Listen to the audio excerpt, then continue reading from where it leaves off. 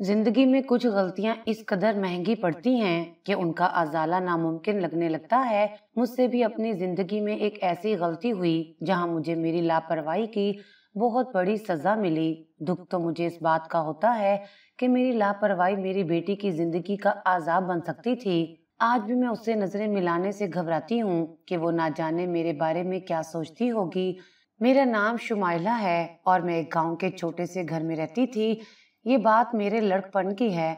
उस वक्त तालीम का रिवाज नहीं था और फिर गांव में लड़कियों को तो बिल्कुल ही तालीम हासिल नहीं करवाई जाती थी, क्योंकि सबका मानना यही था कि आखिर को तो लड़की को अपना ससुराल ही संभालना है, तो पढ़ाई पर पैसे खर्च करने की बजाय शादी के लिए रकम बचाकर रखनी चाहिए। मेरा ननियाल अमीर था, लेकिन रस्म के मुताबिक मेरी माँ को जायदाद से हिस्सा ना मिला, लिहाजा मेरे मामू का शुमार अमीर लोगों में होता, जबकि हम दो वक्त की रोटी बामुश्किल खा पाते। मेरे अब्बा के इंतकाल के बाद मेरे ददियाल से भी हमें जायदाद में हिस्सा ना मिला, क्योंकि मेरा कोई भाई तो था नहीं, इसलिए मेरे वालिद के हिस्से की जायदाद भी उनके भाई और भतीजों के नाम कर दी गई। मेरे चचाओं का शुमार अगर बहुत अमीर लोगों में नहीं होता था, तब भी वो लोग खाते पीते लोग थे, लेकिन शायद सिर्फ हमारी किस्मत खराब थी कि अब्बा का मेरी पैदाइश के 5 साल बाद ही इंतकाल हो गया और फिर मुझे और मेरी माँ को न चचाओं ने घर में रखा और ना ही मामू ने। बस गांव के आखिरी हिस्से में एक छोटा सा घर हमें सर छुपाने को दे दिया। अब मेरी वालदा के पास वैसे ही पैसों की कमी थी, तो पढ़ाई का तो सवाल ही पैदा नहीं होता था।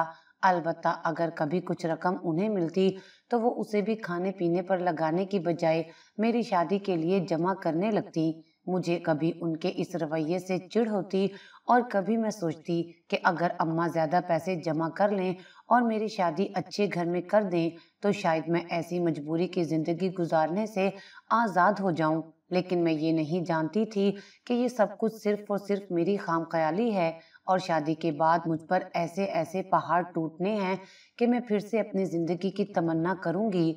यहाँ कम से कम मेरे पास बेफिक्री तो थी।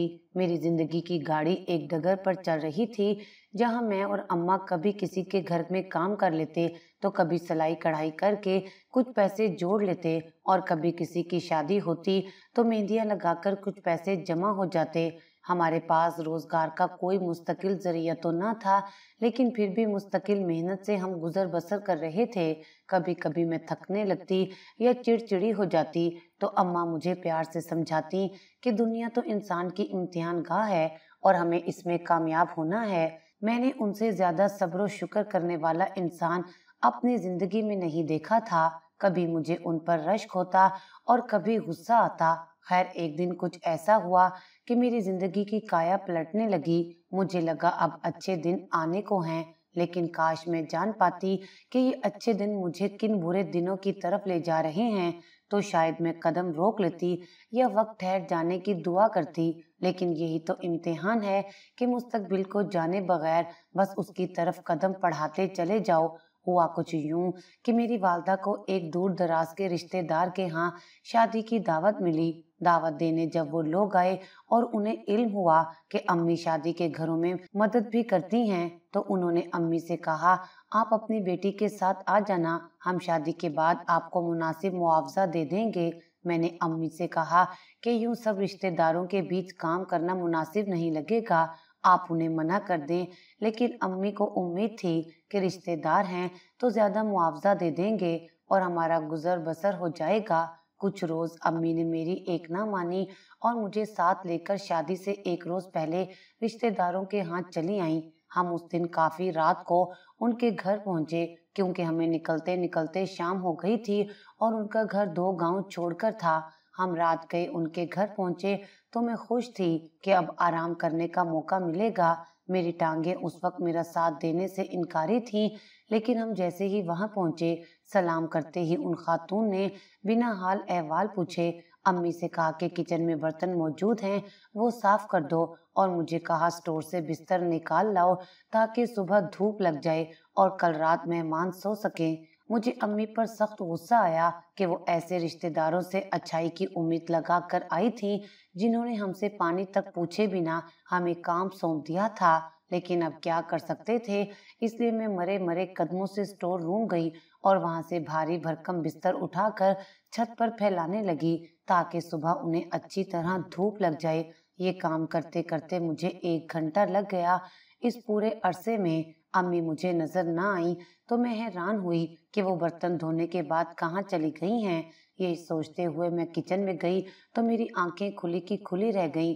सिंक के पास तकरीबन 4 डिनर सेट रखे हुए थे जो अम्मी ने धोए थे और अभी काफी बड़े बर्तन सिंक में मौजूद थे। पता चला कि वो खातून अम्मी से साफ सुथरे बर्तन धुलवा रही थी ताकि कल मेहमानों को खाना देते वक्त मसला ना हो। मुझे उनकी ज़हनी हालत पर शक हुआ, लेकिन मैं फिलहाल कुछ भी कहने की हालत में नहीं थी, इसलिए चुपचाप अम्मी के साथ काम करवाने लगी। जब हमारा काम मुकम्मल हो चुका तब हमने सोचा इन खातून से पूछ आएं कि कहाँ सोना है ताकि आराम करके सुबह फिर काम कर सकें, क्योंकि इतना अंदाजा तो हो गया था कि जितने दिन यहाँ रहेंगे उतने दिन काफी काम करने होंगे। लेकिन जब हम बाहर सहन में आए तो हमें देखकर वो बोली कि अरे तुम लोगों ने कर लिया काम, अब ऐसा करो सब कमरों में नई बेडशीट बिछा दो ताकि कल सब आराम से सो सकें। हम चुपचाप कमरों की जानिब बढ़ गए और मैं हर कमरे में बेडशीट बिछाते सोच रही थी कि न जाने मुझे इनमें से कौन सा कमरा मिलेगा। उनके घर का हर एक कमरा दूसरे से बढ़कर शानदार था। उनका एक एक कमरा हमारे पूरे घर जितना था। आखिरकार तमाम कमरों का चक्कर मुकम्मल करके हम वापस आए तो अब मैं बहुत पुरजोश थी कि एक कमरा मुझे मिलेगा।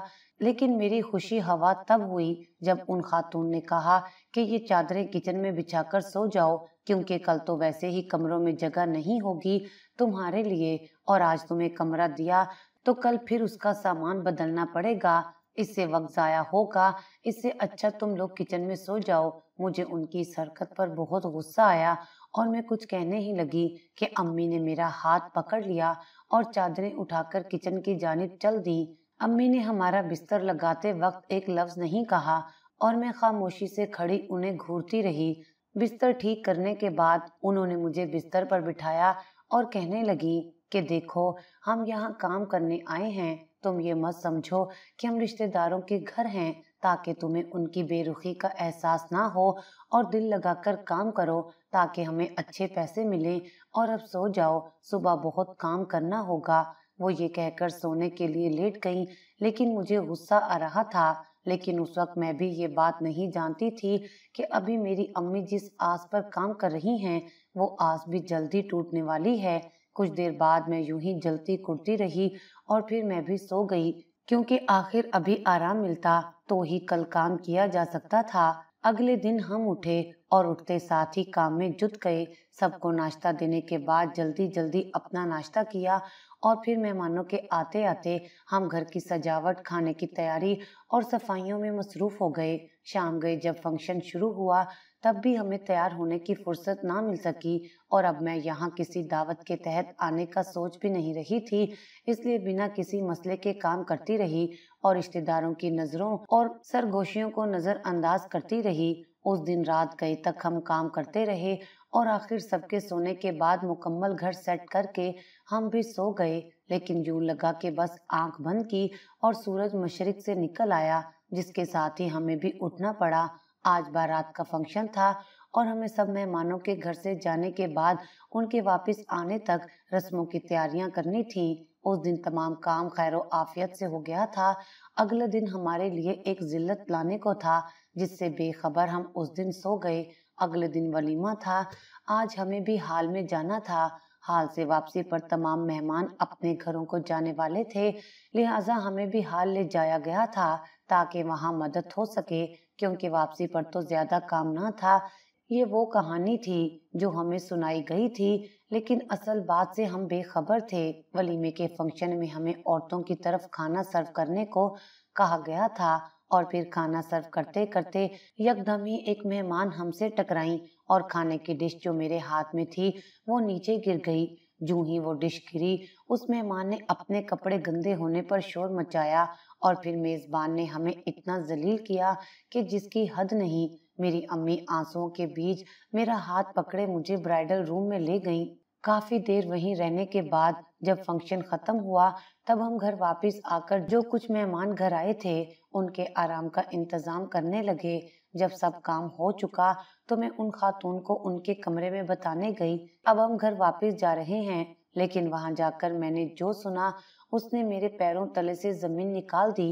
वो एक मेहमान खातून के सामने बैठी हंस रही थी और कह रही थी कि देखा कैसे इन माँ बेटी को इनकी औकात दिखाई, ऐसे लोगों को यूं ही रखना चाहिए। हमें तो लगा था कि गुर्बत के मारे हैं, हम अपने घर ले आएंगे तो मुफ्त की मासियां भी मिल जाएंगी और खानदान में वाह वाह भी होगी कि बेसहारों को सहारा दिया है। लेकिन जब उनसे बात की तो साफ इनकार कर दिया कि हमारा गुसर बसर हो जाता है।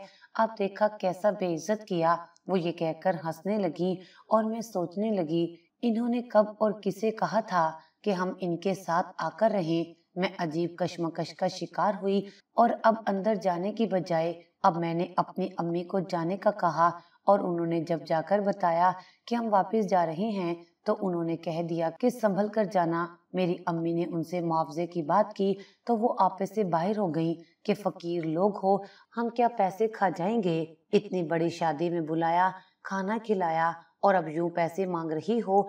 अम्मी ने उन्हें कहा कि आपने तो ही कहा था कि हमें काम का मुआवजा देंगी। उन्होंने अम्मी को ऊंची ऊंची आवाजों में खूब बातें सुनाकर उन्हें फकत चंद रुपए पकड़ा दिए और कहा कि यहाँ से जाओ। हमें उनके रवैये से बहुत दुख हुआ, लेकिन मैं अम्मी को लेकर वापस आ गई क्योंकि अभी मुझे उनसे कुछ बातें पूछनी थी।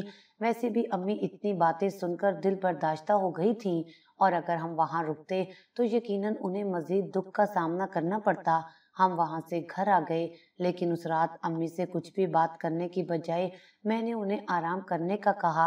अगले दिन मैंने अम्मी से बात करने का सोचा और उनसे पूछा कि आखिर उन खातून ने आपको कब अपने घर आकर रहने का कहा था। तब अम्मी बताने लगी कि कुछ साल कबल ये खातून अम्मी के पास आई थी कि हमारे साथ हमारे घर चलकर रहो और वहीं हमारे घर का काम काज भी कर लिया करना। लेकिन अम्मी नहीं चाहती थी कि मैं किसी के घर रहूं और किसी किस्म की बात सुनकर अपना एतमाद खोऊं, इसलिए उन्होंने अपने घर पर रहने को तरजीह दी और मुख्तलिफ काम करती रहीं ताकि मुझे पाल सकें। और उन खातून ने इसी बात को अना का मसला बनाकर यूं हमें बेइज्जत करके बदला लिया था।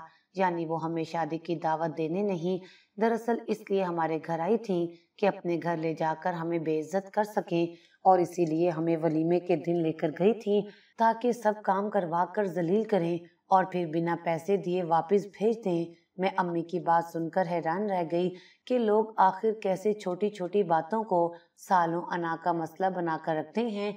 लेकिन साथ ही मुझे वो आंटी याद आई जो मेजबान खातून को सरजिंज कर रही थी कि इन लोगों से इतना काम मत करवाओ। जब उन्होंने हमें वलीमे में जलील किया तभी वही एक आंटी थी जो हम पर नहीं हंस रही थी और उस रात भी वही आंटी मेजबान खातून को रोक रही थी। मुझे वो काफी मेहरबान सी लगी थी, लेकिन मैं उन्हें जानती नहीं थी, मेरे लिए वो अनजान थी। मैंने अम्मी से उनका जिक्र किया तो अम्मी ने बताया कि वो भी हमारी एक रिश्तेदार हैं जो बहुत अमीर तो नहीं हैं, लेकिन उनके बैकग्राउंड की वजह से सब उनकी इज्जत करते हैं और उनका इखलाक भी बहुत अच्छा है।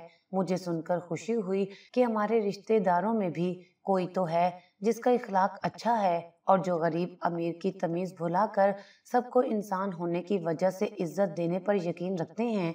कुछ दिन हमारे मुश्किल से गुजरे क्योंकि इतने दिन वहाँ काम करने के बावजूद हमें कुछ खास पैसे नहीं मिले थे।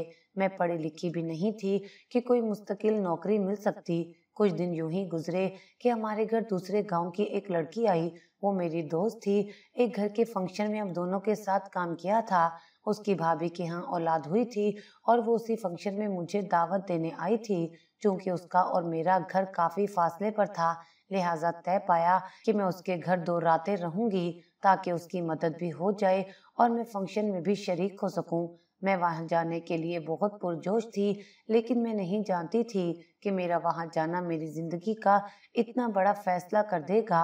मैंने अगला पूरा हफ्ता गिन गिन कर गुजारा ताकि जल्द से जल्द उस फंक्शन का दिन आए। मैंने अपना इकलौता खूबसूरत जोड़ा निकाला जो गुलाबी रंग का था और उस पर हरे रंग का दुपट्टा मौजूद था।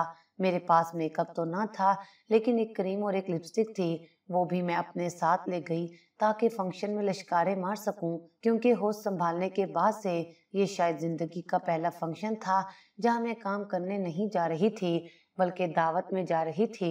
मैं इतनी खुश थी कि कोई भी मेरा चेहरा पढ़कर मेरी खुशी को बयान कर सकता था। आखिर वो दिन आ गया और मैं अम्मी से इजाजत लेकर अपनी दोस्त के घर रवाना हुई। वहां गई तो रवायती माहौल की बजाय सास, नंद और भाभी तीनों ही साथ बैठी खुशगपियों में मसरूफ थीं और घर की दीवारों से सच्ची खुशी की झलक नजर आ रही थी। मुझे मेरी दोस्त और उसकी वालदा ने जो अहमियत दी सो दी, लेकिन उसकी भाभी ने भी मुझे हर काम में आगे आगे रखा, जैसी मैं उसकी सकी बहन हूँ। इतनी मोहब्बत पर मेरी आंखें बार बार नम हो जाती।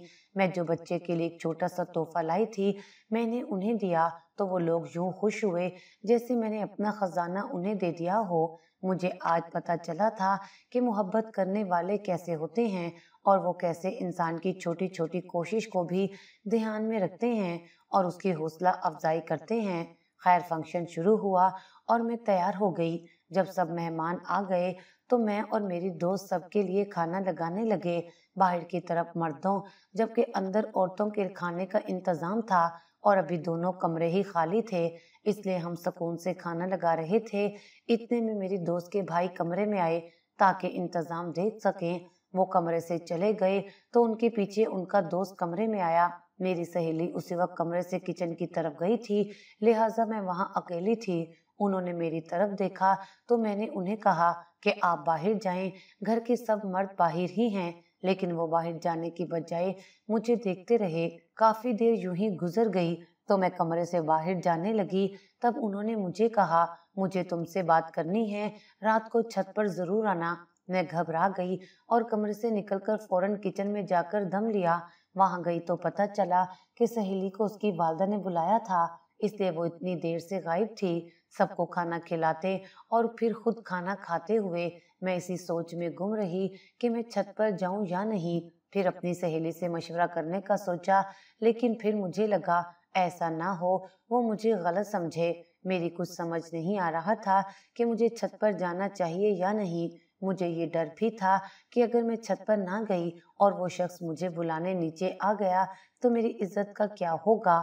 बहुत सोचने के बाद भी कुछ समझ ना आया तो मैं दोस्त के साथ बिस्तर पर लेट गई। 1 घंटे तक मैं करवटें बदलती रही, यहाँ तक कि सब सो गए, लेकिन मुझसे सोया ना गया।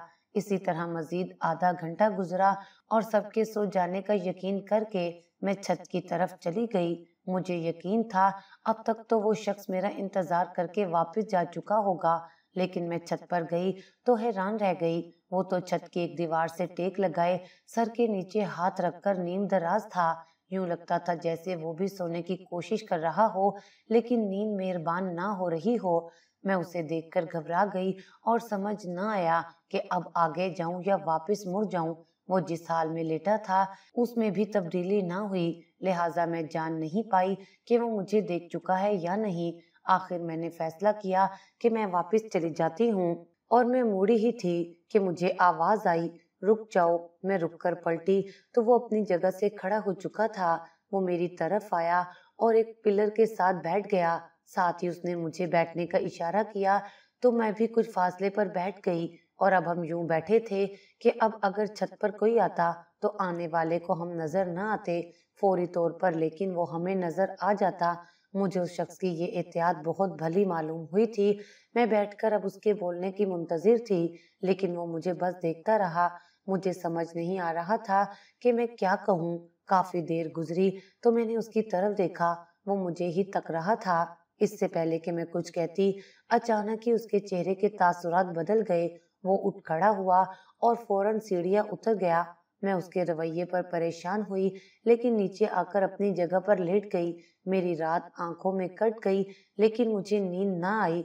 मैं जागती रही, यहाँ तक कि सुबह का वक्त हो गया और हम नाश्ते की तैयारी करने लगे। मुझे उम्मीद थी कि आज वो फिर कमरे में आएगा तो मैं उससे कल के रवैये के मुतल्लिक पूछूंगी, और इसलिए मैंने मर्दों का नाश्ता मुकम्मल खुद ही लगाया था। लेकिन ना उसे आना था और ना ही वो आया। उसके बाद वो रात तक मुझे नजर ना आया। मेरा दिल उदास होने लगा और मुझे खुद पर गुस्सा आने लगा कि मैं किसी शख्स के एक बार बुलाने पर छत पर क्यों चली गई। मेरा बाकी दिन वहां उदास सा गुजरा और फिर रात को मुझे मेरी सहेली के भाई घर छोड़ने गए।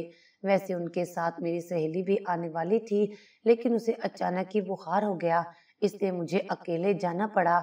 अभी हम घर से कुछ दूर ही गए थे कि मेरी नजर एक दूर चलते शख्स पर पड़ी। ये वो ही था जिसने मुझे छत पर बुलाया था। मेरा दिल चाहा उससे पूछूं कि उसने मेरे साथ ऐसा क्यों किया, लेकिन मैं यहाँ अकेली मौजूद नहीं थी कि ऐसा कर गुजरती, लिहाजा सब्र का घूंट भरती रही। वो शख्स हमारे साथ मेरे घर तक चला और जब मैं घर के दरवाजे पर पहुंची और मैंने अंदर जाने के बाद मुड़कर देखा तो अब वो शख्स अपने दोस्त के पास पहुंच चुका था। अब मुझे समझ आया कि वो दरअसल अपने दोस्त से कुछ बात करना चाहता था, लेकिन मेरी मौजूदगी में करीब नहीं आया, क्योंकि शायद वो डर रहा था कि मैं उसकी असलियत उसके दोस्त के सामने न खोल दूं। इसलिए मजबूरी के तहत वो मेरे घर तक आया था। ये सोच जहन में आते ही अपने दिल को टटोला, जो एक बार फिर उसे देखकर मचल उठा था और बेईमान होकर न जाने कौन कौन सी खुशफहमियां पाल रहा था। ऐसा मेरे साथ पहली बार हुआ था, वरना मैंने काफी लड़के देखे थे और कई मुझसे बात करने की कोशिश करते थे, पर मैं सबको नजरअंदाज करती रहती थी, लेकिन न जाने इसको नजरअंदाज नहीं कर पा रही थी। खैर, उस शख्स की यादों को जहन में बसाए मैं अम्मा के साथ सोने लेट गई, ये जाने बगैर कि सुबह का सूरज मेरे लिए क्या क़यामत लाने वाला है। अगले दिन मैं उठी तो मेरी अम्मी मामूल से ज्यादा खुश नजर आ रही थी। मैंने उनसे पूछा, लेकिन उन्होंने मुझे टाल दिया और कहने लगी कि अभी रुको, अभी बताऊंगी तुम्हें। मैं वजह जाने बिना ही खुश थी, क्योंकि मैंने अरसा दराज के बाद अपनी माँ को खुश देखा था, लेकिन मैं नहीं जानती थी उनकी खुशी की वजह मुझ पर कयामत बनकर टूटेगी। नाश्ता करने के बाद वो काम पर जाने की बजाय अपनी सारी जमा पूंजी निकाल कर बैठ गईं और उसे गिनने लगी। मैंने आज तक उन्हें सिर्फ पैसे जमा करते ही देखा था, कभी गिनते नहीं देखा था। उन्हें पैसे गिनते देखकर मुझे ताज्जुब हुआ। मैंने उनसे मजाक में पूछा कि अम्मा, क्या मेरी शादी कर रही हो, जो जिंदगी भर की जमा पूंजी निकाल लाई हो? लेकिन मेरी मजाक में कही बात सच साबित हो गई और उन्होंने मुझे हंसते हुए बताया कि हाँ बिल्कुल, तुम्हारा कल ही एक बहुत अच्छा रिश्ता आया था और मैंने तुम्हारा रिश्ता तय कर दिया है। ये सुनते ही मेरे दिल में यूं लगा जैसे सन्नाटा छा गया हो। अभी तो मैं मोहब्बत के जज्बात से मिली थी और यूं अचानक मेरे जज्बात के साथ किस्मत ने मजाक किया था। मैं चुपचाप वहीं की वहीं खड़ी रह गई थी। मेरी अम्मी ने मुझे बताया कि वही आंटी जिन्होंने उस वलीमे के दिन हमारा साथ दिया था, वो तुम्हारे इखलाक और कामकाज से बहुत मुतासिर हुई हैं और अपने बेटे के लिए तुम्हारा रिश्ता लेकर आई हैं। अम्मी कहने लगी कि मैं तो बहुत खुश हूँ, इतने इज्जतदार घराने में तुम्हारा ब्याह हो जाए तो मैं सुकून से मर सकूंगी, वरना मुझे हर वक्त तुम्हारी फिक्र खाती रहेगी।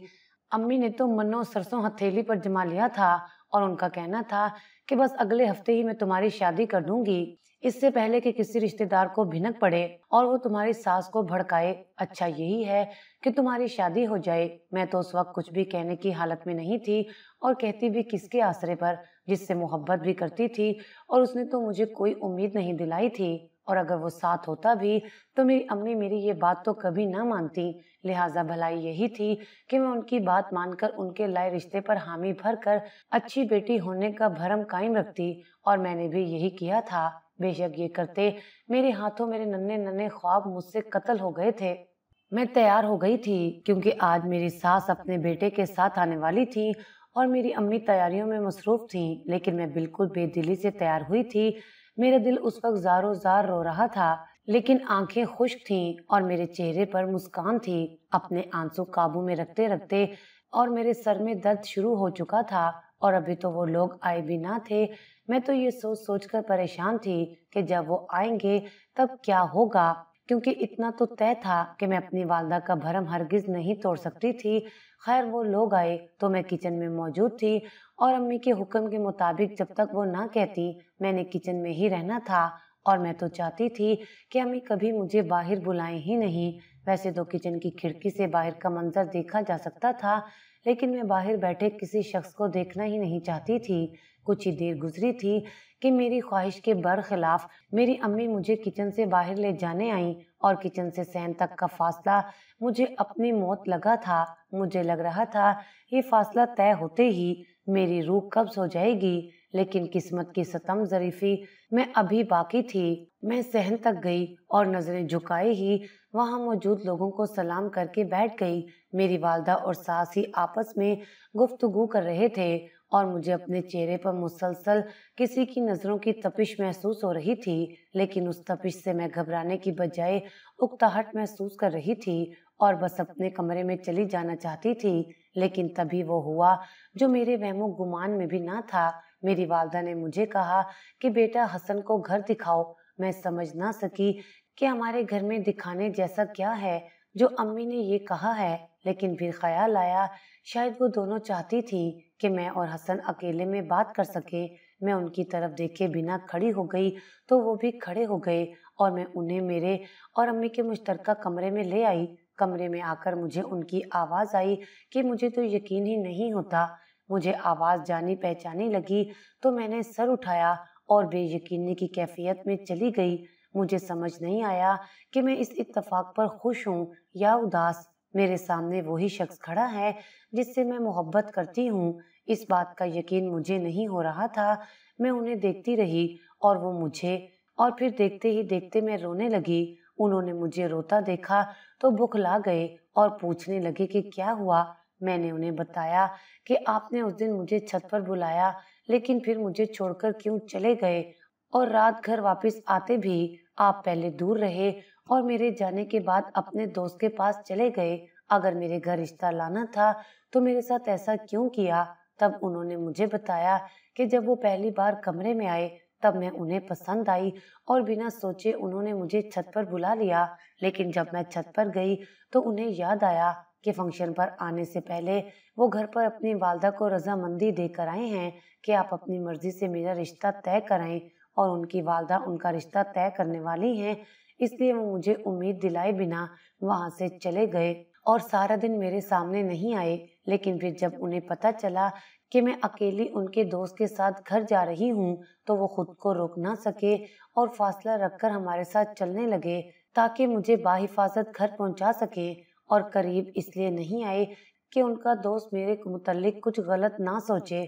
और फिर आज जब वो अपनी अम्मी के साथ अपनी दुल्हन देखने आ रहे थे तब उन्हें घर के बाहर आकर पता चला कि ये तो मेरा घर है, यानी उनका रिश्ता मुझसे ही तय हुआ है और अब यूं हम एक दूसरे के आमने सामने हैं। मुझे तो उनकी बात सुनकर यकीन ही नहीं आया कि किस्मत कैसे हमें आमने सामने ले आई है, लेकिन मैं खुश थी कि मुझे मेरी मोहब्बत नसीब हो गई है। फिर देखते ही देखते मेरी शादी हो गई और मेरे शौहर और सास मेरे साथ साथ मेरी वालदा को भी अपने घर ले आए ताकि उन्हें अकेला ना रहना पड़े। यहाँ हमारे पिछले घर के मुकाबले काफ़ी आसानी थी। मैं बहुत खुश रहने लगी थी और मेरे शौहर की तवज्जो का मरकज़ भी हर वक्त मैं ही बनी रहती थी। मेरी माँ और सास भी हम दोनों को देख देख कर खुश होती रहती थी। बस जिंदगी में एक कमी रह गई थी और वो थी औलाद। हालांकि मुझे कोई कुछ कहता नहीं था, लेकिन मुझे खुद भी औलाद चाहिए थी, इसलिए मैं बहुत दुआएं करती थी। और फिर शादी के 3 साल बाद मेरी दुआएं रंग लाईं और मुझे हमल ठहर गया। मैं बहुत खुश थी कि अब जिंदगी मुकम्मल होने को है। मेरे यहाँ 2 जुड़वां बेटियां पैदा हुई थी जिस पर सब लोग बहुत ज्यादा खुश थे। किसी ने मुझे कुछ ना कहा और मैंने अल्लाह का शुक्र अदा किया कि मुझे ऐसे लोग मिले जो बेटी को ज़हमत नहीं कहते। खैर 1 साल बाद मुझे फिर हमल ठहरा और मेरे यहाँ एक बेटे की पैदाइश हुई। जिंदगी अपने डगर पर रवां थी। बड़ी बेटी अब 4 साल की हो चुकी थी और छोटी बेटी 3 साल की। तब मेरे यहाँ ट्रिपल बेटियां पैदा हुईं और फिर 4 साल बाद मेरे यहाँ एक और बेटी की पैदाइश हुई। मेरी 7 बेटियां थीं और सातों में मेरी और मेरे शौहर की जान बसती थी। मेरे शौहर ने बड़ी बेटियों को स्कूल में दाखिल करवा दिया था और स्कूल के बाद उन्हें कॉलेज भी भेजा था। हालांकि मेरी इतनी गुंजाइश ना थी, लेकिन मेरे शौहर खूब मेहनत करते और कहते मैं अपनी औलाद को तालीम लाजमी दिलवाऊंगा। मेरी सब बेटियां स्कूल जाने लगी थी और मैं बहुत खुशहाल जिंदगी बसर कर रही थी। तभी जिंदगी में ऐसा मोड़ आया कि जिसके मुतल्लिक मैंने सोचा ही नहीं था। मेरी जिंदगी की गाड़ी यूं डगर से उतरेगी मेरे वहमो गुमान में भी ना था। एक दिन मेरे शौहर और सास अस्पताल गए।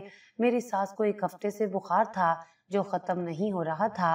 وہ لوگ بس میں شہر کے ہسپتال گئے تھے اور رات تک واپسی آنے والے تھے، لیکن رات تک وہ نہ آئے۔ میں پریشان ہوئی، پر سوچا شاید ڈاکٹر نہ آیا ہو تو کل چیک اپ کروا کر آ جائیں گے، لیکن اگلے دن وہ نہ آئے، لیکن ان کی میت گھر آئی۔ وہ لوگ جس گاڑی میں واپس آ رہے تھے اس کا ایکسیڈنٹ ہو گیا تھا اور کوئی بھی مسافر نہیں بچ سکا تھا۔